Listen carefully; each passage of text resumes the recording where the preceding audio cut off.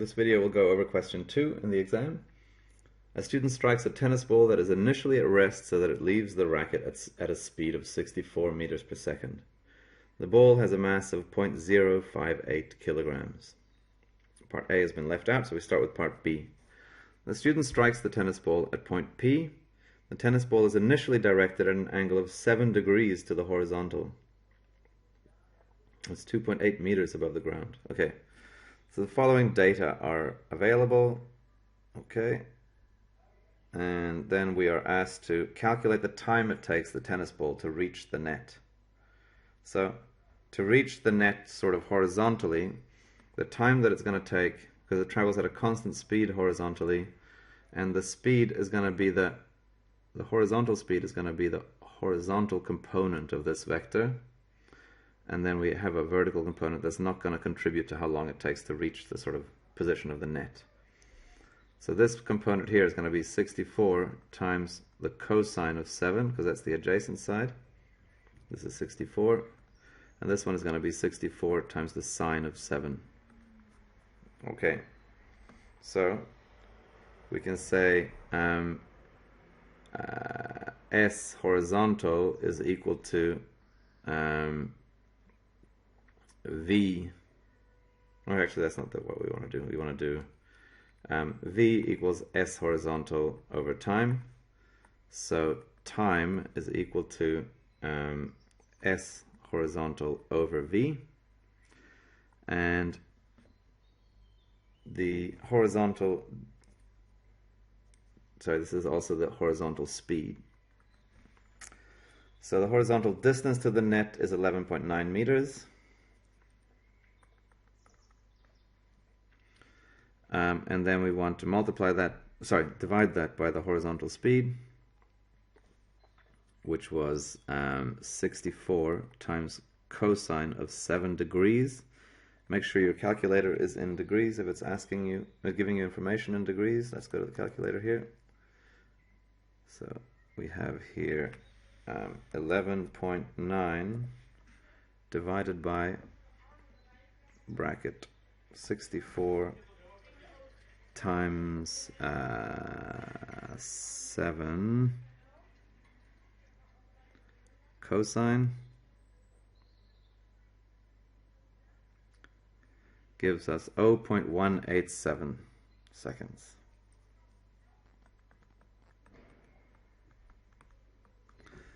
The horizontal speed, by the way, sometimes it asks you to do it in steps, but if you just write Vx is equal to 64 times cos 7.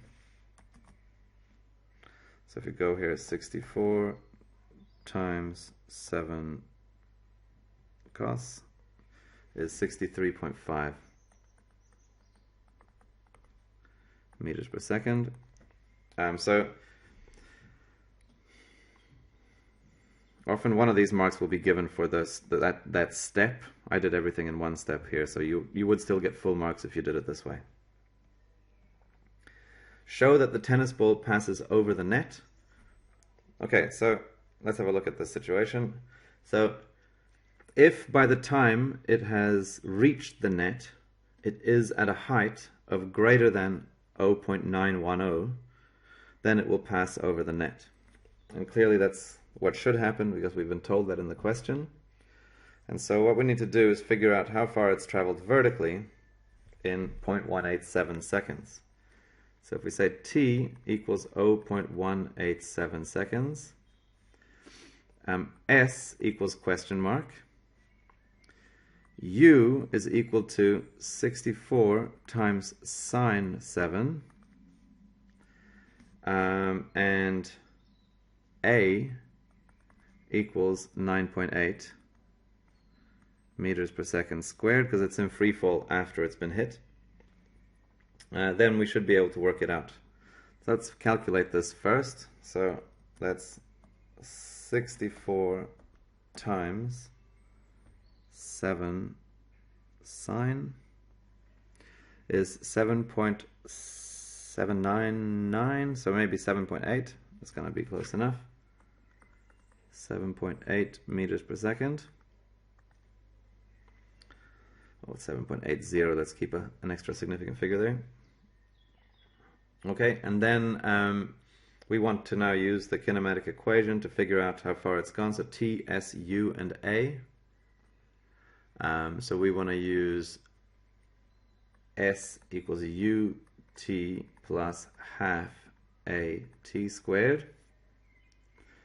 And so we can say 7.8 times 0.187 times 1/2 times 9.8 times 0.187 squared.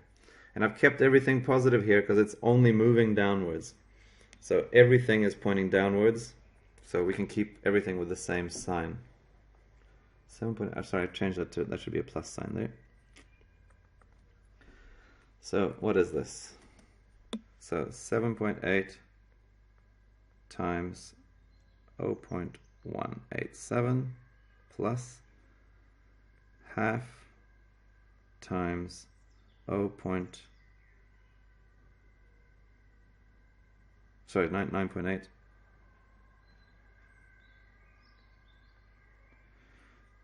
times 0.187 squared gives us 1.63 meters. So ball's height above ground as it passes the net will be, well, how high was it to start off with? It was 2.8 meters above the ground. So it'll be h equals 2.8 minus 1.63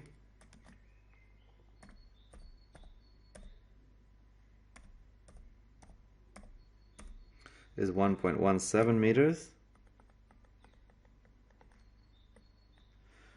And the net's height was just 0.910.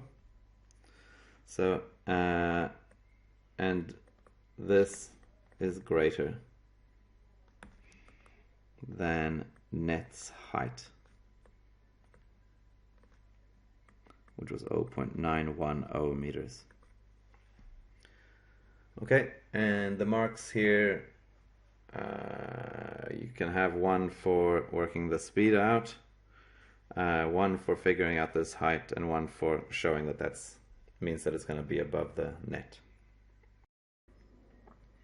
So part 3 asks us to determine the speed of the tennis ball as it strikes the ground. Alright, so the speed of the tennis ball, we're going to have the, oops, let me just get my pen.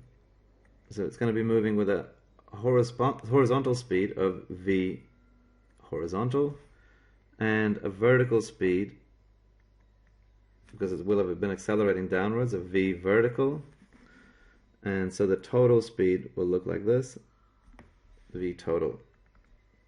Or in fact, probably a clearer way to draw it is like this. So this is v vertical. And what we'll do is we'll just use Pythagoras, once we know those two speeds, to figure out the total, sorry, the two velocities. We'll figure out the total velocity size, and the speed is the total velocity size. Okay, so v horizontal we already know because we worked it out in part 1. So v horizontal is 63.5 meters per second. Whoops, where are we? Here. 63.5 meters per second. We need to figure out v vertical, because although it started with some speed, it accelerated downwards because of gravity as it headed down. So v vertical, use kinematic equations.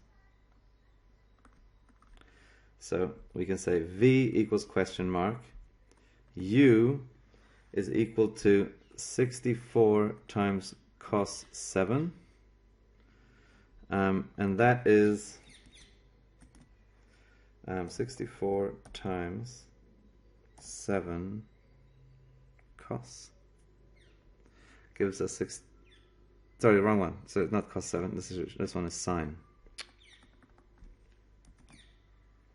64 times 7 and then sine is 7.799, so 7.80 meters per second. A is 9.8 meters per second squared. And what else do we know? We know S, because it was 2.8 meters above the ground. Okay, so V, U, A, and S. And so we're going to use the equation V squared equals U squared plus 2AS. And therefore, V is equal to the square root of U squared plus 2AS, which is the square root of 7.80 squared plus 2 times 9.8 times 2.8, and that gives us, so we'll go 7.8 is there and we'll just square that, plus 2 times 9.8 times 2.8 equals, and then we need to square root that, and we get 10.757.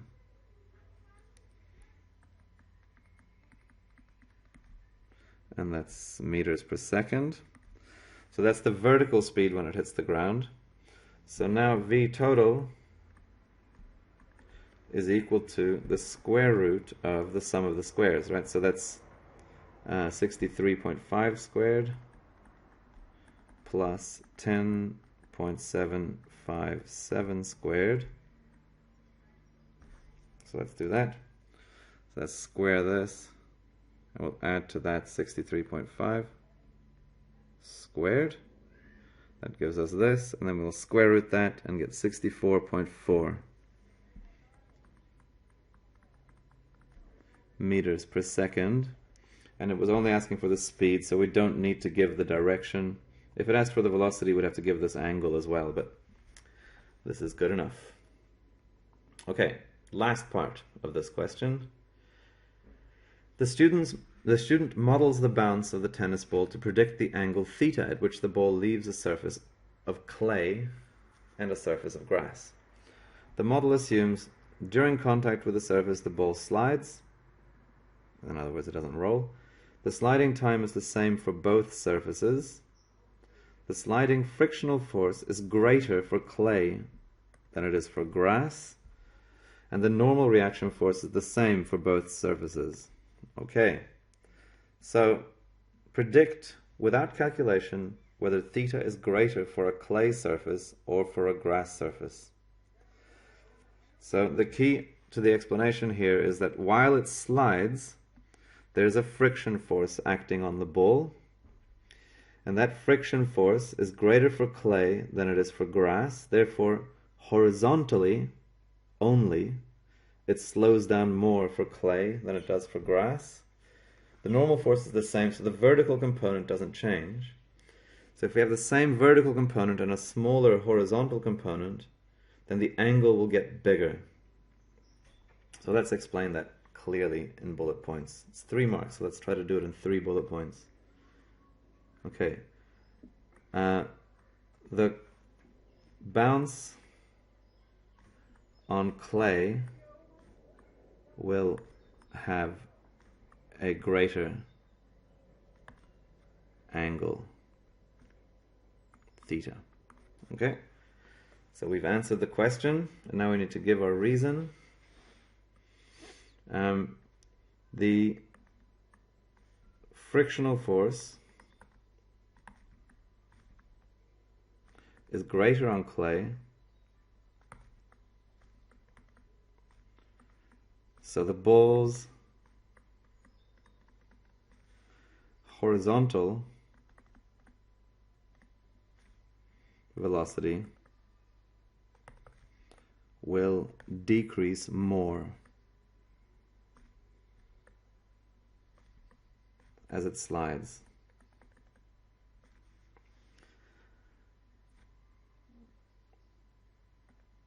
The vertical velocity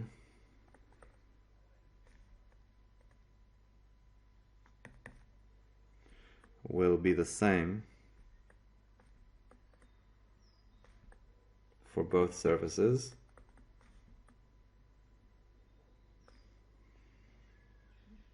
As normal force is the same.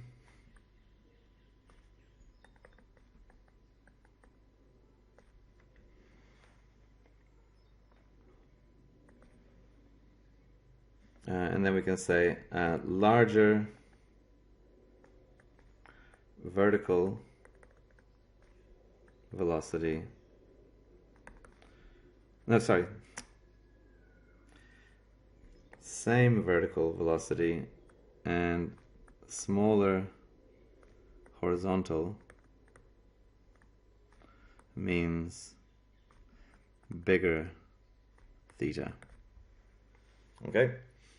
So in other words, I'll draw a diagram here, just explain what I mean by this. So for the grass, we'll get something like this, which is V horizontal and V vertical.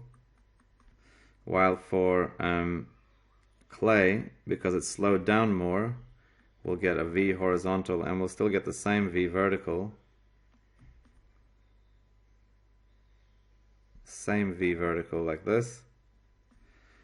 And so the angle here will be bigger for clay than it will be for grass. This is grass and this is clay, because it slows down more on clay.